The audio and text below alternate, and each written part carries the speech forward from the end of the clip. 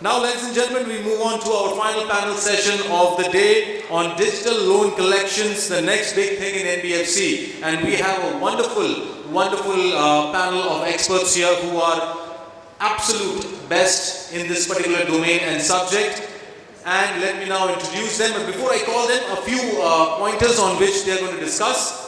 Enhancing the performance with innovative technologies in loan recovery, automation for maintaining records for the customers, real time on the field, collection analytics, right strategy for success, tracking and managing the delinquent customers and minimizing default, and many more.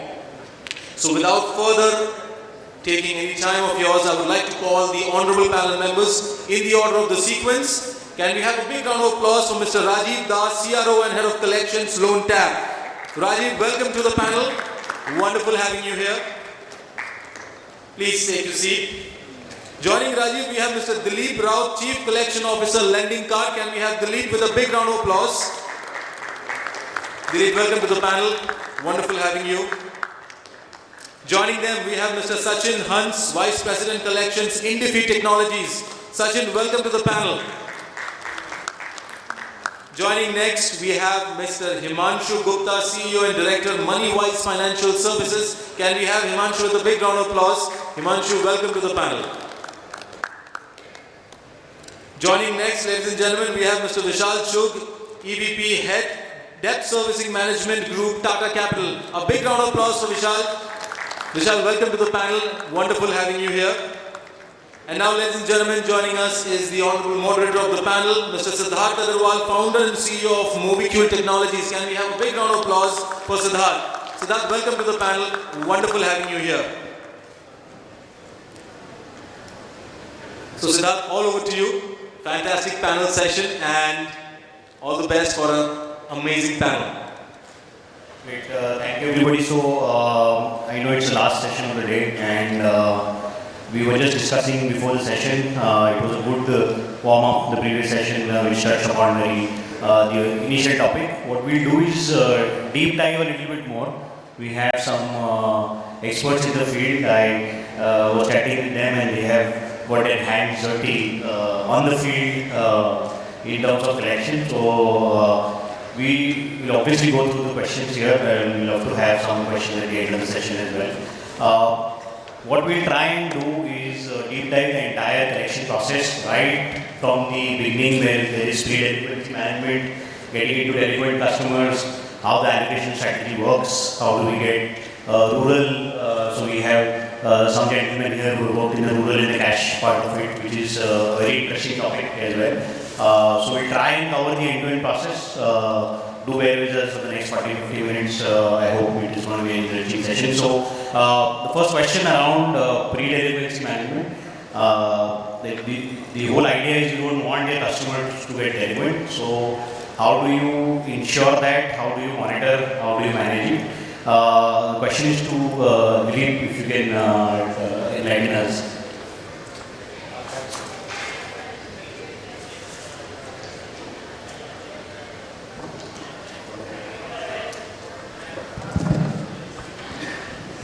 Thanks, Siddharth. Good afternoon all. So, here the question is regarding pre-delinquency management. So, everybody in the industry of this loan industry, everybody talks of collection is a cost center. So, for me, what I understand, collection should be the revenue center. For that, if collection can manage the pre-delinquency part, if they do not allow the customer to become delinquent, then the business is done. Because nobody wants any customer to become delinquent. So how to handle that pre-delinquency part of that? So before the customer becomes, like he faces the EMI date, if you can communicate to the customer properly, and today everybody talk of the digital collection. So if you can connect with the customer through SMS, maybe through email, through IVR calls, apart from that the WhatsApp, which is a very, very common thing in that, then the modern is like the WhatsApp bot, the chat bot. So these are 5-6 things where you should connect with the customer before the EMI date, ensure like he knows when is the EMI date, what is the exact EMI, because now everybody forgets most of the things after the mobile is there in their hand. So if you can connect, inform them in advance, I'm sure the bounce rate of most of the organization reduce, and that will help to restrict the loss. That is one part which is delinquency management is there. Apart from that, any new customer where the loan got disbursed, if the awareness call can be done to the customer, the information can get passed to the customer through various digital ways, then obviously this delinquency can get managed. Specifically to that point, how do you, various channels that you're going to use? Earlier it was a lot of call center based reaching out that majority of the banks and NBFCs used to do. As the world has evolved with the penetration of digital and all that, how easy or difficult is it in your experience to reach out digitally, right? It's fun on the WhatsApp bots and all that, but I think there are regulations around that as well. So how as an NBFC you ensure that you maximize that channel? Are there any specific tricks or areas that you need to look at? If you could just throw some light. Sure.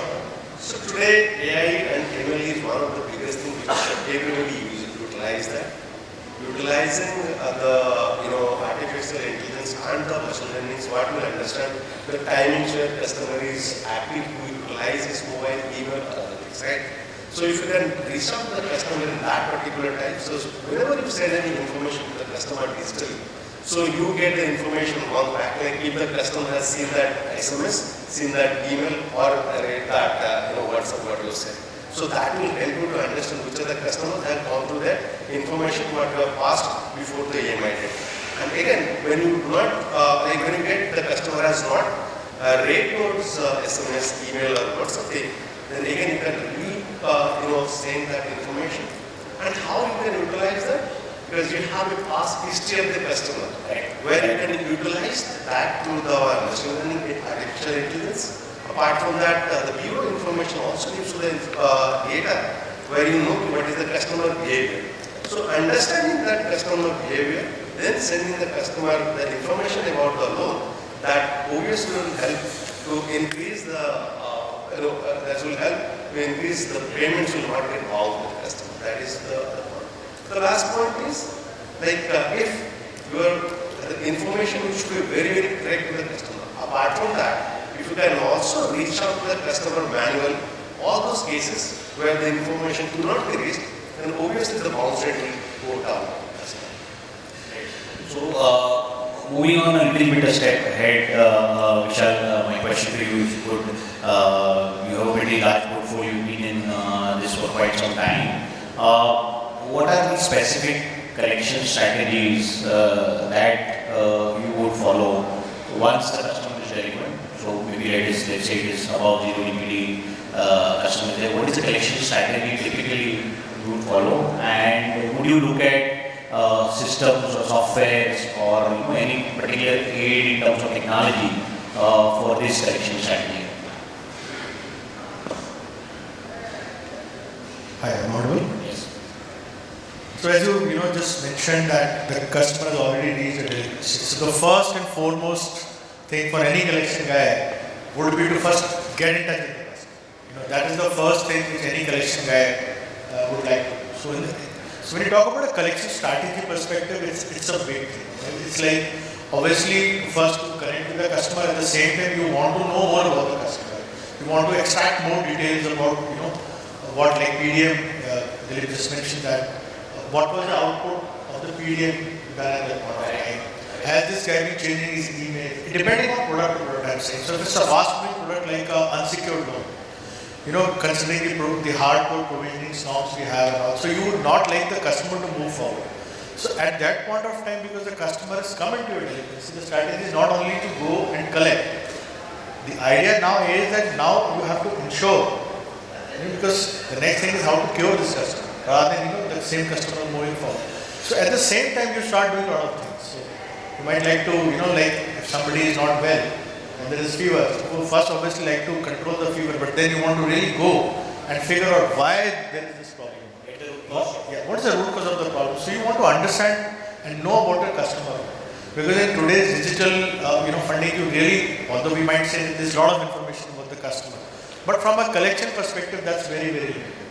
So you are basically saying that not just collect, but collect more information that why did he default, which you could use to cure the customer. That's where probably you are. Absolutely, to cure the customer, and also, I mean, if it's a 3-year tenure loan or 5-year tenure loan, it's the collection guy who's going to service this customer for next 3 years, 5 years, 8 years. So what best opportunity which is now, because on a non-delinquent account, a collection guy can't really dig much or go, because then it becomes a customer issue also. At times. So when he is there with you, you devise all the strategies to know, to get in touch with him, to figure out what could go wrong. So we try and figure out what would go wrong for him. Correct. And then you try and attack those particular issues. So we definitely work on the data, as you said. So if you ask me if the customer has been with me for 9 months, I like to see how has he behaved. Has he been clearing his EMI, or he bounced and then he repaid? Is he a chronic SAP customer who's been paying and not paying you? Is there a change in his job? If there is a movement in his CIBIL score, for example. Absolutely. So there are many things. Basis of case to case, basis Maybe on he's paying on a specific day after the default, so probably change his cycle or something like that. I don't know how much regulations allow you to do that. Those kind of patterns also come out of the data that probably. Data, again, as we were discussing on the other thing, data is science. Right. But to use the data also is an art. Right. There is a lot of data available, lot of science, lot of information available. But how to use that, which one to use, and which one I can actually ensure that I am using it correctly. Because everything is talking about cost, and in collection, as I said, the first and foremost mantra for any collection guy is to hold the customer, not go into the next one. Absolutely. Secondly, now if it has already come to me, I don't want him to go to my next level bucket. Correct.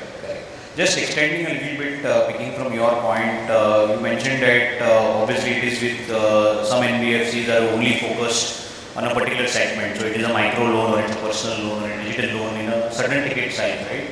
Based on the ticket size or probably the segment, whether it is asset backed, non-asset backed, would your collection strategy change in a big way? Obviously, the answer is yes, but would it? Are those science and arts, whatever you've been referring to, do those laws and rules change drastically, or it's more or less 80% almost same, and then kind of some tweaking based on the portfolio or things like that?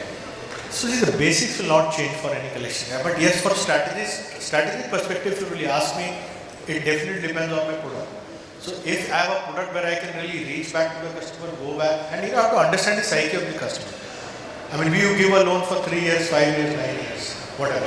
Even today, if you invest in a mutual fund, the mutual fund says there is no guarantee of future, and so you don't know what's going to happen with the same customer for next 3 years or 5 years. So depending upon the loan, let's say if it's a low ticket personal loan, I mean, will it make sense for me to continue this customer with me on my book for next 6 months, going and collecting, and he's launching again, and I collect more, I end up paying more, and putting my efforts there, because everything has a cost, time, and everything attached to it. There I might like to probably build up a scorecard or a score risk model, and then decide there and there itself whether I should continue with this loan, or now I should look towards to make an exit. And that's where you will find a lot of fintech companies are, they exit in the loan from the very first 2 months or 3 months itself. See, there is no point in, it takes a lot of courage to accept that we have done a wrong loan. Because see, when you have to do a mass disbursement, you might end up catching up some loans which are sticky loans. So there is no point in continuing them, because there is a process that you will go from bucket 1 to 2 to 3, then you will file a case. So there you have to take a call that it's better to make an exit from here, to make use of the time value of the money right now, and again put this money into a better loan. You gave us a very interesting aspect or a point. I think when we do lending, we do credit scores. You probably coined a word called collection scores. Probably I am trying to understand a little bit more around that. So you are saying when you collect, you build a score, and then based on that, your future collection strategy would move. So that's a very valid input. I think we should take. One point here as to the strategy is concerned.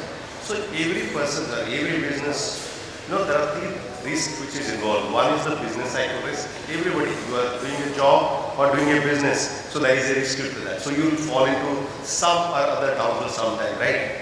Then the life risk is always there. So if something happens to the person who has taken the loan, obviously the strategy of collection will also get. So the last one is the fraud risk, where there is chance the loan go might bad because of the fraud risk which is there. So considering all these things, so obviously the collection strategy will change. And today, as I said, the artificial intelligence along with that machine learning things will understand that, and obviously the collection strategy for the product, because every product has a different strategy. So that will get also aligned. So I think we will cover fraud a little bit later, but yeah, in terms of the collection strategy, that is absolutely. See, in this perspective of collection strategy, even which case is to be given to which guy, that is also a strategy. Absolutely. So the way you score a customer, the way same way we generally do, we give an internal score to my collectors also. I know who's my best guy here. I know there is a guy who make 100 visits in a day, and out of 100, he takes 90 PTPs, and he's the guy. His conversion of PTP is the highest, for example. So he's the guy who convert more cases. Then there I have a guy who loves to handle the most difficult ones. Difficult customer, right? He might only do 40 cases, but these are those cases which are the most difficult ones. So basis on that, you make a score. Right. So you try and marry both of them. So this is also part of strategy. Yeah, I think the discussion is going really well. Rajiv, you wanted to add something? So just to add on a lighter note, see the collection strategy today, when it comes to a collection, the relationship between the institution and the customer is at the lowest. It is like a divorce relationship. Okay, so at that moment of time, the collection agents has 2 to 3 things in his mind. Okay, either act as a counselor, okay, and counsel the customer, okay, because the customer was good, because definitely you must have lent to a customer who is good. Now suddenly has gone bad because of A, B, C reasons, okay. So I can consider collection scheme coming into the regulations which is right now with RBI and all, and with social media around it. So it's more like a counseling job, okay. So who can counsel better can collect better, okay. So if you can counsel the customer, understand his problems, take some solutions out of it, because if he is not able to give the money, he will not be able to give the money. So how you can counsel him better? And this is an art. That is what sir always says. It's an art, and who is the best person is able to perform that art with the customer, is able to collect the money. Effective. Yeah, absolutely. Correct. So just moving on, Himanshu, to you probably. More on the allocation side, let's assume the customer is delinquent. Let's take a case where Vishal has designed a very great strategy to collect. How do you go and allocate in terms of channels, in terms of buckets? What do you really look when you want to allocate the case finally? Whether it goes to the field, goes to the call center, you go digital, and in that bucket wise, how do you kind of do it? If you could just help us on how would you prefer to do the allocation? Sure. So, as you said, first of all, we would like to allocate first find the bucket. If the customer is say bucket X, so we first attempt to collect through the telecalling. So we would not allocate the case directly to the field connection guy. But if the case moves to the bucket 1 or 2 or maybe the deeper buckets, so the case has to move to the field guy, and here the trick or the art is to contact the customer as many times as possible. So I'll just share what we have done and what has worked for us. So we noticed that the cases were being allocated to some of the field guys, but some of them were not actually attempting multiple visits to a particular customer, and while the others were very productive. So what we realized that the allocation was not correct in terms of the location of the customer and the location of our agent. So what we actually did, we mapped the entire the geolocations of all the customers and the residence address of all our agents, and then clustered the customers as per the who would fall nearest to the residence address of our collection agent. And then we reallocated, and we saw at least the intensity of the visit increased by as much as 50%. Just if you pause there. How manual is this process currently? So initially not just your case, but industry-wide, if you have the knowledge. So how much benefit is there to kind of automate this process, basically? So we try to do it like initially manually by using pin codes, but then as the data is quite big, so it is difficult to allocate manually. So we use some of the tools available online, and then that can cluster the addresses basis some of the logic. So some of the tools are available online, and we are not using any specialized collection like software for this purpose. So we have to the systems are not. Most of the collection systems are not providing this kind of service, though they are mapping the tracking the geolocation of the agent, but not able to cluster the customer for allocation purpose. So we are using the third-party tools. Apart from that, as Vishal said earlier, so we have to look at the customers, like how difficult the customer is to collect, and basis that obviously we need to. Absolutely, that's the base of any collection. Vishal wanted to So allocation obviously happens to be the most critical part, because the month, we are the ones who close the month. After the month end, the moment we even feel that okay, the month is over, the next day allocations are there. So allocation obviously is very important. So we definitely use a lot of science, lot of inputs which the fintech companies are also doing, because there are a lot of, so at least what we do basis on the algorithms, what we have basis on our experiences, basis on the score models, basis on the risk behavior of the customer, we allocate. Again, map it to the agency basis on pin codes and everything. So 80% of the time, you will feel that automation is absolutely working well, because the best thing is if you are able to save that time of 3-4 days. So if you are able to save those 3-4 days, you get more time to connect with the customer, call, decide whether it is to go to a call center. And there are some cases where I would like in the very first month want to give it to the field director, because we have seen the score of the customer. It's a borderline customer. So allocation works that way. So there are cases where I would like the customer to be given to the same channel who had collected it last month. Right. But then there are situations where I would like to change it, because now there is a possibility. We use the law of the army there. Army doesn't put There a could be people a there nexus for that more than kind 2 of days. develops, and you Yeah, want so to- he might develop some kind of a relationship with the customer, which could go adverse also with him. Right. So he will go collect and make his bill to me. So I would like to change that and give it to somebody else. So all this is a very dynamic and agile process. Makes sense. So that I think was a good description around that. Now moving away a little bit from the arts and science, talk about a little bit maths. Sachin, you could throw some light on collection analytics. How, though it's a horizontal function, which I am sure will be used at pre-delinquency, delinquency, allocation, strategy, it will be used everywhere. So while we have discussed the maths, the science and arts, if you could enlighten us on the maths part of it. Yeah, good evening. So most of it was actually what you rightly said got covered, but what I would probably say that analytics is the art of actually helping the science to get effectively used.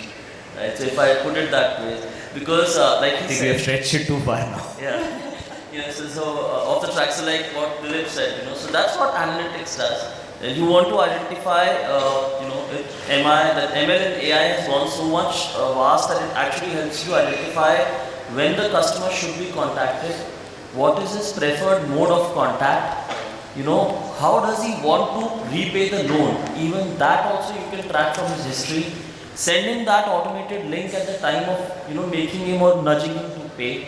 And at what time the response will be the highest, which will actually translate to a higher success rate. So, these all things are there which are used either in a PMI or in an allocation strategy, even in an allocation strategy. So, a lot of algos are made which will help you pin-wise, code-wise. You can go even a step further, and there are platforms which will be able to give you the route map planning of the executive. Beginning of the day, if he wants to collect 100 rupees, this is the best way he can travel in the city and he can save time. I'm sure there will be a deviation basis the actual collection. That's always there, right? Yeah, but then, initially if you have a collector who, and then that can be tracked. So you have a field collector, imagine an organization with about 1,000 people on street. Now, if you know from the system and you can draw that these are the cases which he is supposed to visit, this is the best way to visit them. This is the way he is going to cut time, and he, so what will happen? If he comes back and says, I'm going to visit 5 people, with your mapping and your analytics, you can tell him, boss, you can visit 7. You have time if you go this way. Of course, the room for deviation is there. So that goes a level ahead, from where we say that pin code mapping and data mapping is happening, which is helping most companies using. You can also decide, so if there are high delinquency cases, and you need to find out going forward, basis your historical data, your scorecards, that do you actually want to wait for that long to get that product into a higher delinquency bucket? So now there are platforms and score models which will help you understand that if a case is flowing from X to 1, basis the history and the score, the demographic location, the past experience, this case or this asset might go to an NPA. This might go to a write-off stage. So what people started using it is that, typically in a secured asset collections, you can actually identify that sitting today, he's only 2 EMIs due, but the score will populate and tell you with conviction that this bucket 2 case is going to go into an NP or a write-off. So if you want to take a legal action now and push the customer to make a payment rather than waiting and taking the provisioning for a write-off, you can do that. So it helps you to even preempt, take a decision faster. So that's what analytics does. It makes actually, helps you to plan your day, plan your collection better, and get more response from the customer. If you want a customer to have a reduced pre-MI, and you know what is the right time to talk to him. If you want to counsel a customer, and you know what is the right time, he will pick up the phone and talk to you. You have done some 1,000 calls to him in the last 365 days, and you have a data which says, this is the time he has given 5 minutes to you to discuss, and these are the times when you have disconnected the call in 5 seconds. So that is the time when you know that if you have to counsel, call him at that time and discuss, he will listen to you. So are these systems right now that we have, are they geared up for this kind of analysis? But what you just mentioned, the data is all there, right? The guy is calling, probably we are not recording the data to that depth, but are our current systems that geared up to handle that intricacy or that micro level of? Yeah, they are available. The acceptance and the awareness amongst all of us probably is not there. So you have high speech to text conversion options where generally in the last so many years we've been talking to a customer and whatever he discusses, he's ill, there is a death in the family. Just hold it. This is where probably AI can help a lot of. I know it's a buzzword. It's very easy to keep talking AI. Just to add to that, as a collection professional, I actually am happy COVID happened. Don't take it otherwise. The fact is that beaten by the crowd to say that. That every industry understood, every organization understood what is the importance of collections. Now, at that phase of time, everybody understood what is the analytics team should do. We should understand one thing: time is money. So, as Hans says, we should understand what time the customer should get reached out. And that is the analytics team should tell me.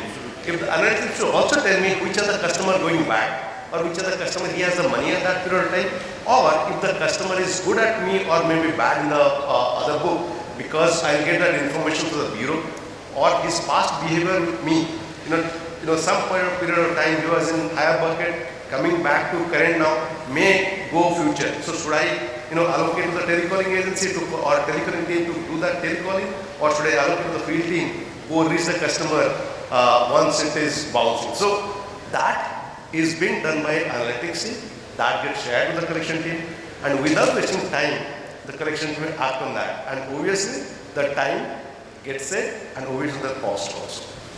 I just wanted to add one thing here. Please. I always love to present the other side of, try to be the devil's advocate. See, in analytics, what happens is whatever the data is in, garbage in garbage, as they always say. So whatever data is input, you will get the data. So while the COVID was the big teacher for all of us, especially for collection guys, because when COVID happened, nobody was able to move. So whatever data which was available, which was whatever analytics we were being thrown at, it's not going to work because people are not going to office. So this thought of कि वो 2 बजे ही call उठाता है, it is not going to work. So we took it the other way around. I said now the customer is at home.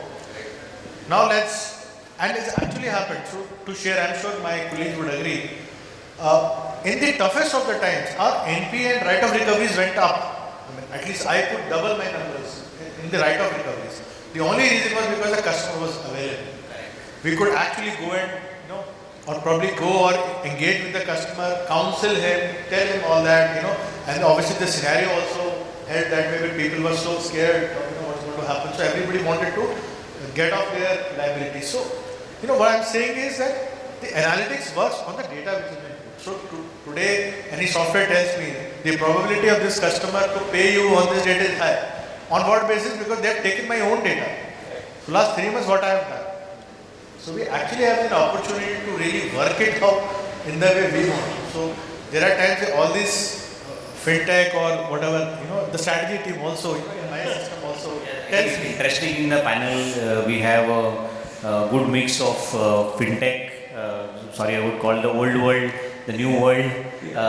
So it gives a good perspective in terms because of... I handle both. So Yeah. what happens is they tell me that the probability of collecting from this customer is more. But as an old school of thought, we always say, in the first oath we took, we will collect from each and every delinquent customer. Correct. Whether it is the probability to give it more is there or the probability is very less. Why should I leave a customer? I only chase a customer who's a soft target for me. That I could do for my achieving my portfolio.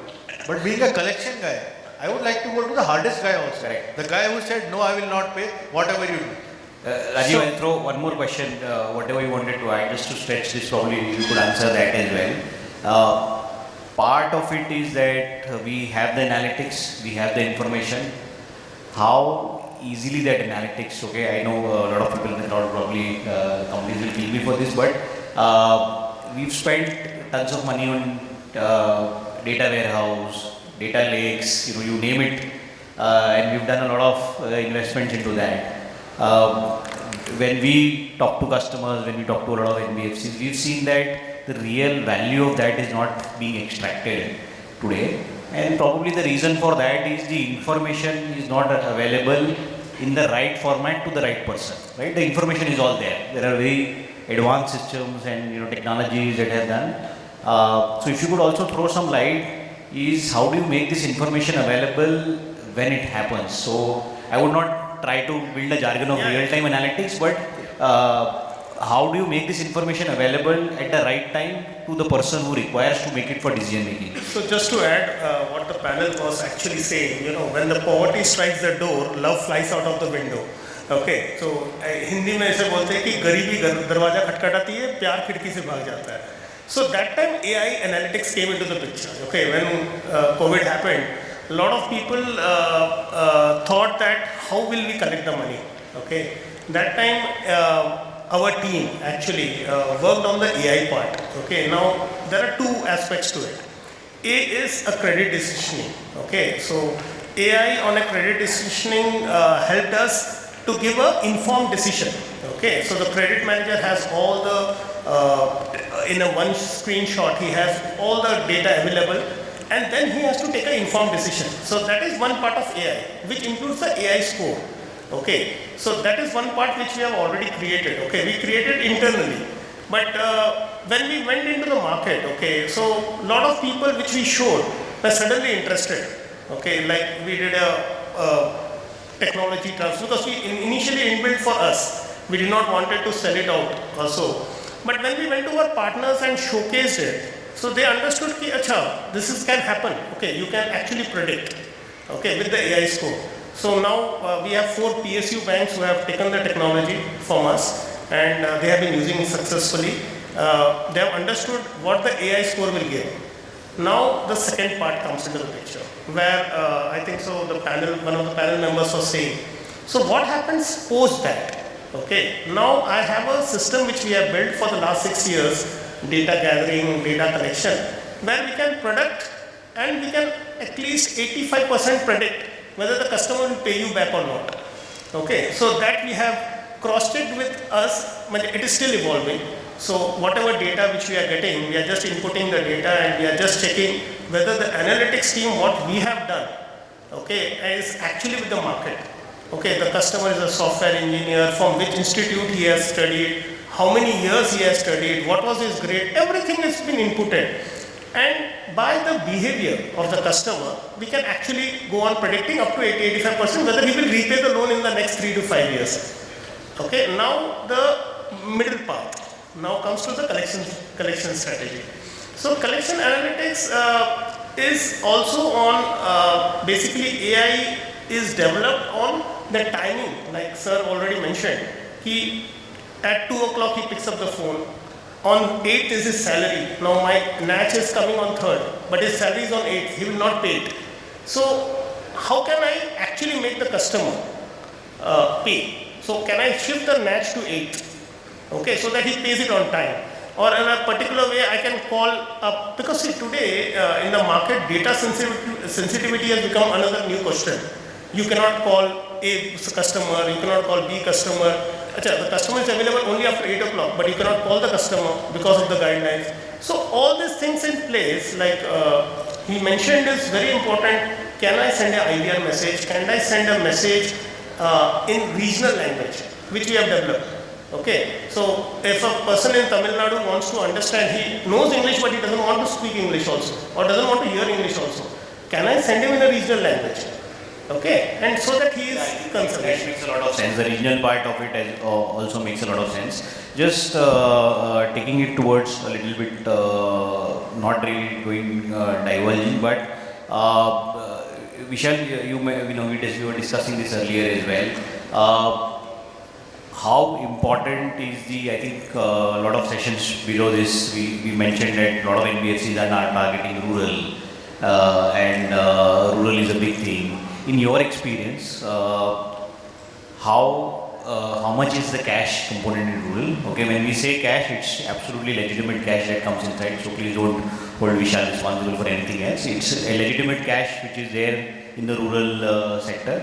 And what is the percentage, if you are able to share, that you collect cash into your system, and how does the cash handling work when you take a collection in cash, which I believe in certain portfolios in the rural market, whether it is a agri loan, it's a tractor loan, it's a CVC, those kind of loans, it's a big element in the collection, and handling it well and efficiently would give you the necessary upside that is required. So what's your experience in this particular aspect? See, historically, if I really talk about, there was a time, years back, when it used to be 100% cash. Today, with the rural segment, they have access to a lot of technology, and they are also, upgrading themselves. And the new generation in the rural sector also, like they are WhatsApp, they know what is, and the government has also made a lot of improvement in that side. But having said that, because you have to understand the cycle of the borrower. So in a metro, because we are salaried, we get salaries into our accounts. So everything is, we are attuned to that kind of a thing. So a farmer, for example, if you talk about rural, you have to understand his flow. He borrows things from the market first. He borrows seeds, he borrows fertilizers, and then the payment also, he is not selling it directly in the market. He sells again to a third party. So obviously there is a cash component which is there, and people who do rural would also agree that 30% of our payment on behalf of a customer is made by a third party only. Because who is the middleman who probably says, "Okay, you have taken the loan, I'll pay on your behalf, but then you only will come to me and sell off your stuff at me at this particular." So the point I'm trying to highlight is that you have to understand the cash flow. And the cash flow for a rural guy is morely into cash, or So how do you manage it is again a bigger problem, because today we're talking about digital collections. The human resource part of collection also is getting expensive day by day, and you don't have those days when you have the same collector working with you for 3 years, 5 years, 6 years. The topography and the sociological perspective. I've heard like the IT industry, the collection industry also, the attrition is very high. Absolutely. So the attrition is very high. The risk you are carrying is because the customer who's at the down level is not that aware that he needs to have that a receipt. So earlier we used to give receipt, the people used to manipulate the receipt. Then we came to the idea of having a hologram of the receipt. Now hologram doesn't, the farmer doesn't want to get into all that. So he just wants, boss, I have taken a loan, I have paid it, that's it. So they work on a model which is this dealership based model. So if it's a tractor loan, he will trust more the dealer, because every time he has to go back again. So we had just take a cue from, let's say, 30 to 40% of some portfolios, not all. Obviously, some portfolios may be doing cash handling. What are the checks and balances you would want in the system so that the cash is accounted for and reaches you whatever is collected gets reached to you. We will then probably look at how fraud handling can be done, more from a, not from a customer perspective, but from a collection perspective. So to cover up that risk, because we're into the business of risk, so you actually cannot emulate it 100%, but yes, we can definitely cover it. So today we talk about receipts which are cut through a mobile. Now, that is where you can play around with, okay, that if somebody has cut 5 receipts, so if I'm a collector, I have a vintage of 6 months, for example. There is another collector who has a vintage of 3 years. So you have his track, you have his background. So you try to give, okay, you can cut 10 receipts without your money getting deposited. So you can actually play around there. So until unless your first 7 receipts are not deposited, you will not be able to cut further receipts. So I think the technology is now there. Technology definitely is helping. Then things like Bharat Bill Pay, for example. So you can actually go to the nearest petrol pump and actually make the payment there. So there is technology which is there. So you can actually go to a next dealership, you can actually go pay there and you have an online system there. So things are improving that way, because the bigger challenge with cash is also counterfeit cash. Today we have a problem of you cannot accept cash for more than a certain amount. So there is a possibility of. So if I am correct, there is a RBI regulation which says that anything above 50,000 that is collected, you need to have a PAN card in this. Obviously rural it is tough, whatever cases we've seen people circumvent that, though I think you are supposed to take 50,000 maximum from that customer, people circumvent by taking 249,000 and circumvent that. So is that a challenge that is faced very often, or it's a very small percentage which we can ignore? It is there, but see, ultimately it depends on how are you training your guys down the line. So you have to make it very amply clear to the guys who are down in the field, because it is not only about the compliance, but it is also about not cheating with the customer, to be very transparent with the customer. So if I am collecting from a customer, as an organization, it's my job also to tell him. Make him aware that anything above 50,000 is something of that. So we do that because ultimately he is my customer. I mean, I am looking from another perspective. If I treat this customer well and fair, he is my future customer. He might come tomorrow to me for taking a car loan or for a business loan or whatever, education loan. So we want to treat the customer fairly so once you approach the customer and tell him the nuances of handling cash, most of the time the customer says, "Okay, sir, I'll do an online transfer." So today even farmers talk about online transfer. These days you can send out links, right? They can pay through links even if they want to. It's like about awareness, what you said, like when we say digital to a fintech or a digital source loan, digital is different.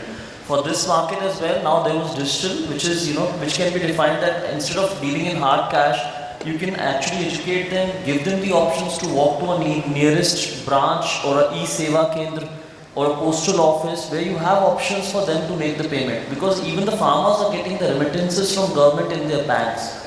So a lot of them have understood that I'm getting the money in the bank, so there is availability, I don't know how to do it. So if there is someone who can bridge that gap. Yeah, I think the challenge there is not really that he doesn't want to pay. It is just that cash in, all his income is in cash, and he wants a convenience that the guy comes and just takes the cash. It's more to do around that, right? I'll give a practical example. In Punjab, I went for a visit for a rural. There was some fraud which has happened, so I said I'll go. So when you go to the market, you realize as a farmer, I to cash in. When you start teaching me, I said, "Sir, don't teach us. My half of the family is in Canada and UK, so we know how to do the foreign exchange transaction. You're talking to me about this." So it was an eye opener. So we realized that, okay, this is a state where you can actually, my digital collections should go up. So I started giving incentive to my collection guys. Increase your digital collection here. There is a possibility here. Why to take the risk of cash? Right. In Eastern UP or today things are very, very good, but we know how that area operates. Most of the time my collector used to get robbed in between. Correct. So then you have to sensitize those guys. Because this is in your favor. Absolutely. So ultimately you have to sell the idea. Right. So I think we just have probably one last aspect which we briefly touched upon earlier is the fraud aspect. We would focus more on the fraud aspect around collectors. Customer fraud is a different domain altogether. So if you want to add something to your earlier thing, you were talking about fraud and how we can handle fraud. So, pertaining to collectors, yes. Customer fraud obviously we can. Collections fraud happens by, sometimes by the customer in the digital payment mode, and even by the collectors who are involved to collect. So let me touch upon both the aspects. First is the customers. Now, many times when you reach out to the customer to get collected through digital means, customers are trying to share the transaction details which are fraud in nature. Actually, they are not paid, but they share with you because as an organization, many digital lenders, they are not collecting cash like my organization, right? So we need, when you connect with the customer, they share fraud transaction detail. That need to get checked. Again, you have to go back to the customer again to follow up and collect that. That is one way the customer is doing that. I am not touching the way the customer is doing documented fraud by taking the loan. That is a separate aspect. I think which Raji can take it up. The other part is, as Vishal said about cash collections. There, what happens there is a lot of fraud which happens because there is a life risk of the person who is carrying the cash. That is one aspect. But fraud is that the collector might collect the cash and run away. So those are the things which in today's world we should focus on digital collections rather than going to the cash collections. And cash collection that can also get, this fraud can also get rolled out if we go to the payment bank system. We give an OTP to the customer go to the retail point of the payment bank, share that OTP and then deposit that in the retail payment counter. And the collectors are not involved in the transaction. It's the customer and the retail point. So that will also help to reduce the fraud, which we expect that may reduce in future. I think one more strategy would be the sandwiching policy, wherein if let's say the client moves from one bucket to other, so you may maybe reallocate the case to another collection agent and keep a check and that is doing it. I think what Vishal had initially mentioned, you don't want the same person to be associated with the same customer for a long time. We have a multi-mode communication, like you can send the balances and the overdue to the customer from the central desk also. The other big fraud which generally concerns with collection is that settlements. Now the collector goes and discusses with the customer, okay, for 2 lakh rupees I'm settling it at 180, you pay. And then he keeps on paying his EMI, uses that money to rotate into some other account. There are many such things, so Oh, is it? you have to wear those hats as well many a times. I think we should not talk too much about it. We'll be educating a lot of people how to do the frauds. Correct. This audience obviously knows about it. Correct. So when you talk about this, for a settlement module also, so say, okay, there is a settlement. Anybody and everybody cannot just go and settle. Correct. So there are systems in place where even the settlement happens through a complete approval process. But obviously you can't rule out the aspect that the collector has handshaker or whatever. The collector is doing the fraud, so you do not know. But in terms of the settlement process, you have a lot of checks and balances also. The approvals, I don't see it is very easy to settle. You need a good amount of approvals. For that matter, like for example, there is a people are using M-Collect for example. Correct. Just to name it. So there you can actually put it at a limit that anybody can only collect EMI from us. So if there is a settlement, he has to raise a request. So it will go to some other person. Which is a separate function. The So you settlement can do a lot is a of separate function. built-in, processes. So obviously the guys down the line are smart. Right. But then obviously, we also try to outsmart them by putting things in place. So ultimately, it is, as I mentioned earlier, we're into the business of risk. Correct. We carry risk on an everyday basis. The idea is to reduce it as much as possible. Right. Just to add, the issue what the collections used to face is basically once he pays the amount, the client pays the amount. So every evening or within 4 hours, 5 hours, a person used to download the bank statement and used to cross-check whether the amount has been credited to the bank statement. Okay, and then used to give a confirmation. So that is happening. So we were also facing that issue. Now what we have done is a real-time thing. So as soon as he put this in his virtual account, I immediately send him a receipt to the customer. Also, it automatically gets updated in my system. So when the person is carrying the system in his hand, okay, so on a real-time basis, as soon as the customer pays the money in front of the collection agent, he can actually show it to the customer, saying that sir, itna aapka already transfer ho chuka hai. This is a real-time basis, virtual account mein se cut gaya hai. It took us time.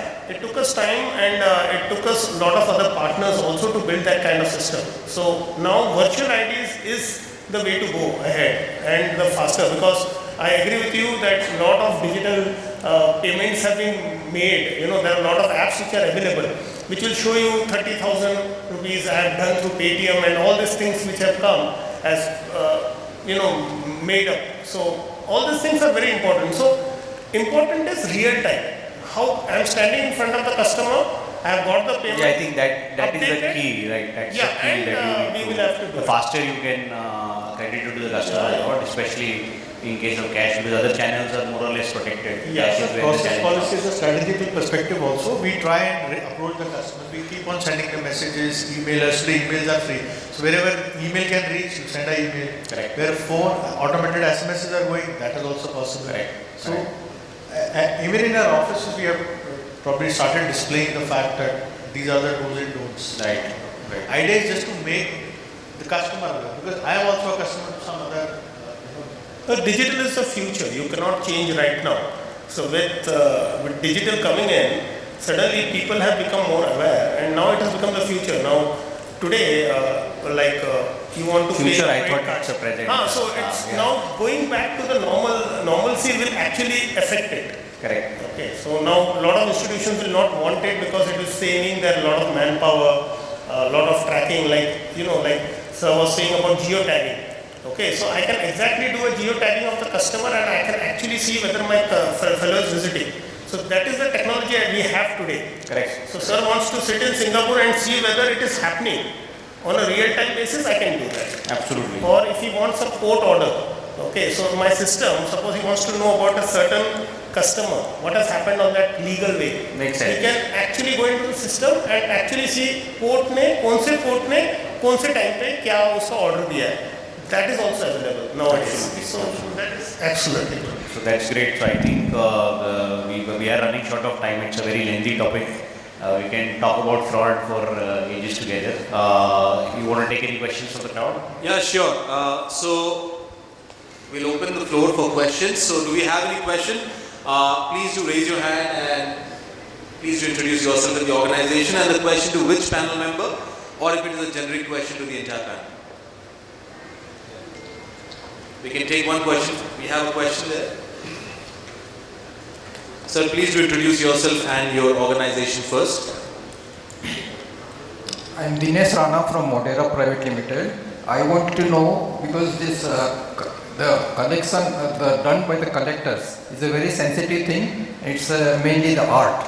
So I want to know how you recruit these field collectors and how do you train them so they can do the given task very well, and they do not collaborate with the customers and do some hanky-panky thing. Vishal, you want to take that? Yes, see, training are absolutely valid question, because ultimately this is the field force who is representing and collecting and doing most of the transactions, whatever we say.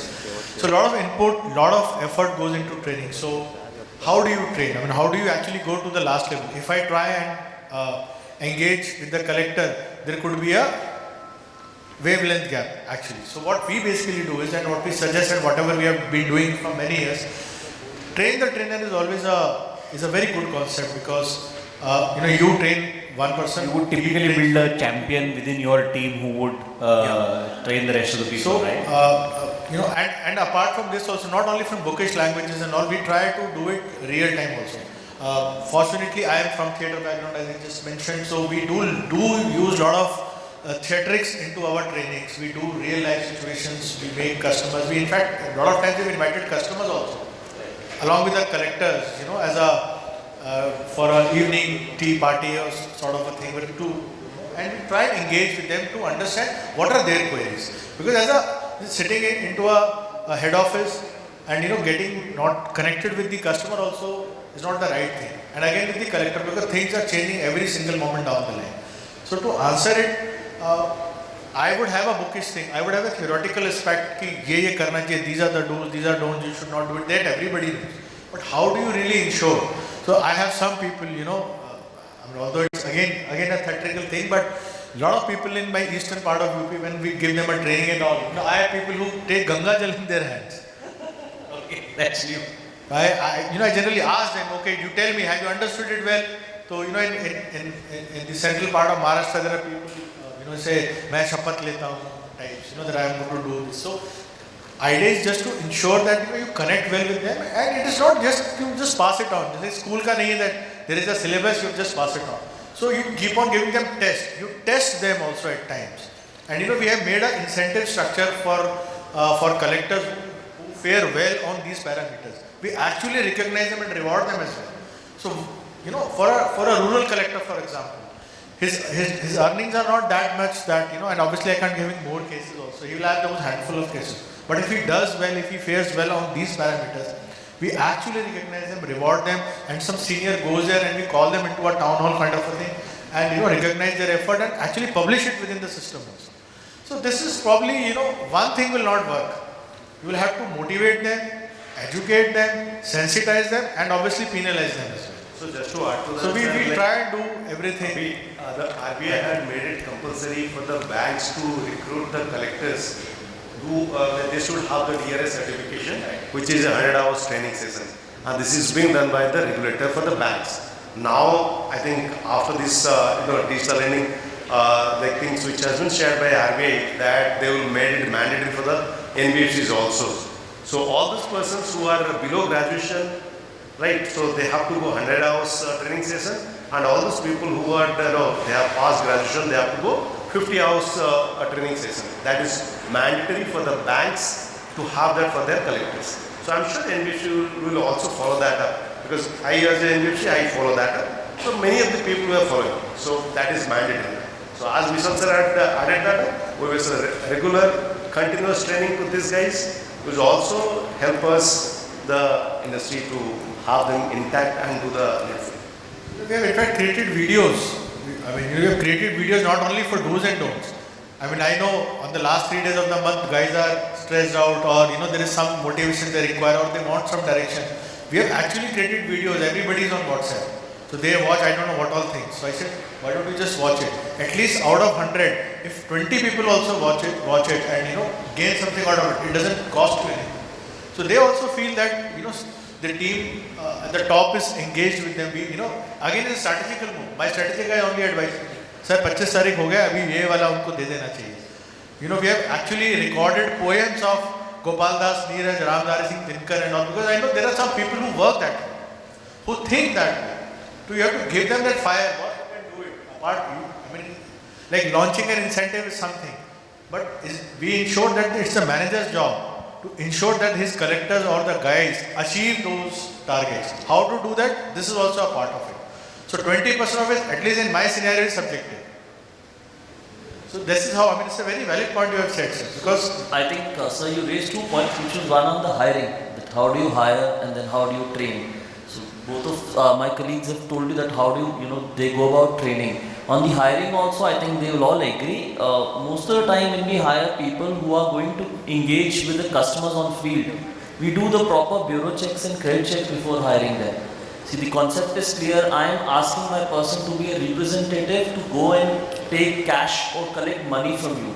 So I need to be 200% sure that he doesn't have a bad credit history. So most of us actually go through the bureau checks before we hire people, ensure that they are clean, they do not have a habit of defaulting themselves.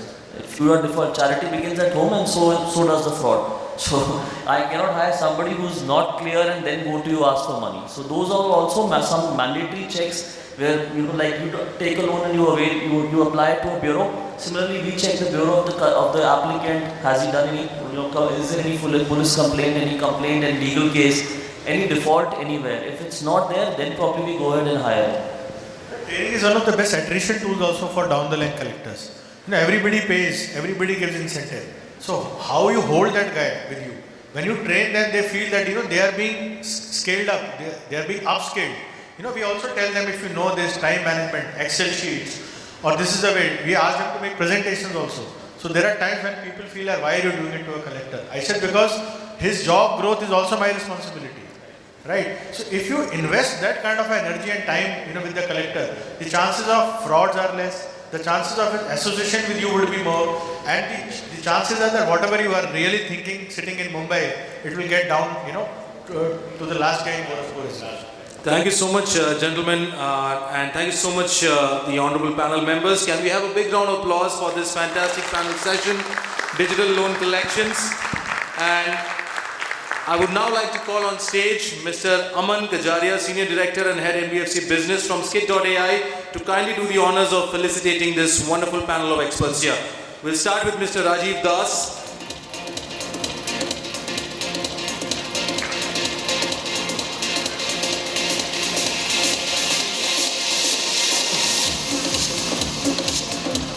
Mr. Dillip, Rout.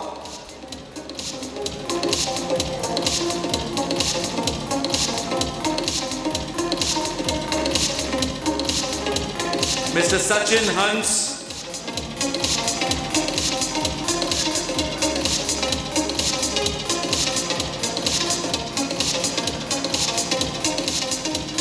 Mr. Himanshu, Gupta.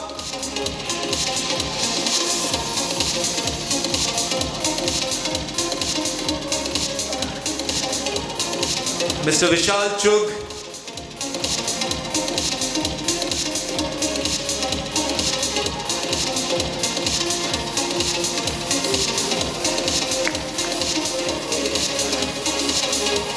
And our honorable moderator, Mr. Siddharth Agarwal from Mobicule Technologies.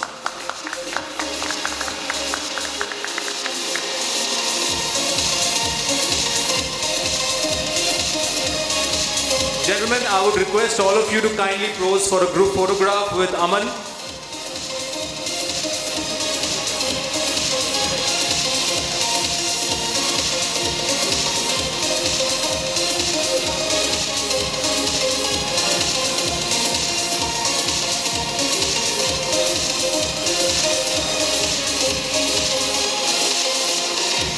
A big round of applause, ladies and gentlemen, once again for this wonderful panel. Mr. Rajiv Das from LoanTap, Mr. Dillip Rout from Lendingkart, Mr. Sachin Hans from Indifi Technology, Mr. Himanshu Gupta from MoneyWise Financial Services, Mr. Vishal Chugh from Tata Capital, and Mr. Siddharth Agarwal from Mobicule Technologies, and also our moderator for the panel. Thank you so much, gentlemen, for that wonderful knowledge sharing here. And thank you once again, Aman, for doing the honors of felicitating the panel.